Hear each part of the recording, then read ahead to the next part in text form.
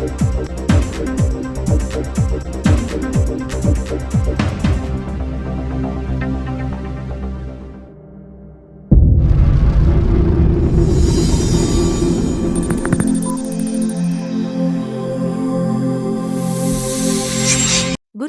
అప్పారావు 162వ జయంతి ఘనంగా నిర్వహించారు.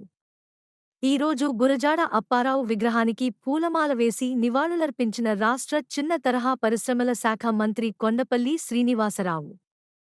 ఆయన సేవలను కొనియాడారు. గురజాడ లాంటి వ్యక్తిని మనం అందరం గురజాడ యొక్క అడుగుజాడల్లో నడవాలని ఆయన కోరారు. ఇంటి వద్ద ఏర్పాటు చేసిన ర్యాలీను స్థానిక ఎమ్మెల్యే పూసపాటి అత్యధిక గజపతి ప్రారంభించారు.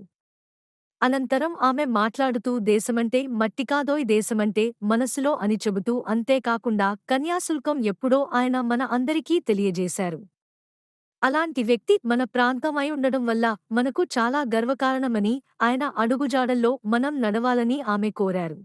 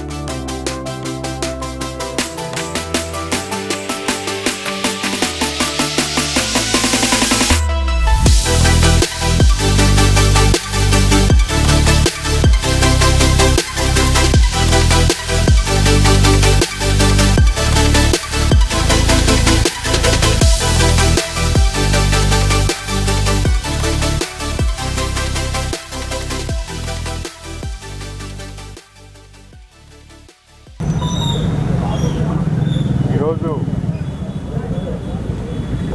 గురజాడ అప్పారావు గారి 162 జయంతి నాడు ఆయన గౌరవించుకుంటూ ఆయన తాలూకా ఇంటికి సందర్శించి ఆయన విగ్రహానికి దండం వేసి ఈరోజు సెంటర్లో ఉన్న విగ్రహాన్ని కూడా మనం పుష్పాంజలి వేసి నమస్కరిస్తూ ఆయన తాలూకా సర్వీస్ని ఒకసారి జ్ఞాపకం చేసుకుంటూ ఆయన మనకి ఎటువంటి సందేశాలు ఇచ్చారన్న దాని మీద కూడా మనం ఒకసారి గుర్తు చేసుకుంటూ ఈరోజు చిన్న గౌరవం ఆయనకి ఇవ్వడం కోసం వీళ్ళందరూ ఒకరు రావడం జరిగింది.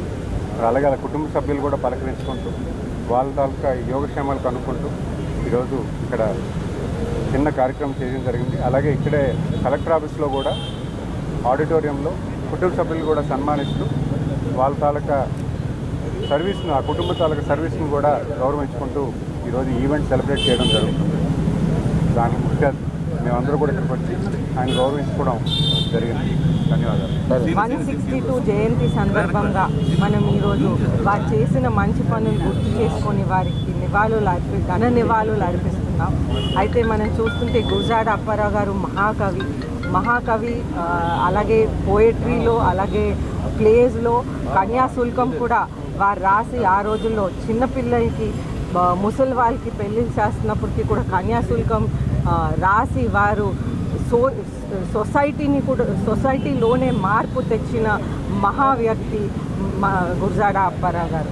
అలాగే విడో రీమ్యారేజ్ గురించి ఆ రోజుల్లోనే మహిళలకి చిన్న వయసులోనే భర్త పోయినప్పుడు విడో రీమ్యారేజ్ గురించి వారు అడ్వకేట్ చేసి ఇది వారు సొసైటీలోకి తీసుకువెళ్ళారు.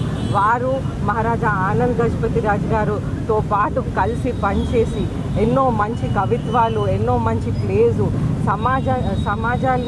సమాజంలో ఎన్నో మార్పులు కూడా తీసుకురావడానికి ప్రయత్నం చేసి వారు మన విజయనగరంని, అలాగే మన రాష్ట్రాన్ని మంచి పదంలో నడిపించారు. అలాగే వారు ఎన్నో పేట్రియాటిక్ సాంగ్స్, మనం మరవలేని పాటలు, మన దేశం అంటే మట్టి కాదు, దేశం అంటే మనుషులోయ్ అనేది వారు చాలా ఫేమస్ పేట్రియాటిక్ సాంగ్ అనేది మొత్తం భారతదేశమే మన ప్రైమ్ మినిస్టర్ సహా వారి వాక్యాల్ని ఈరోజు వరకు మనం పలుకుతూ ఉన్నాము.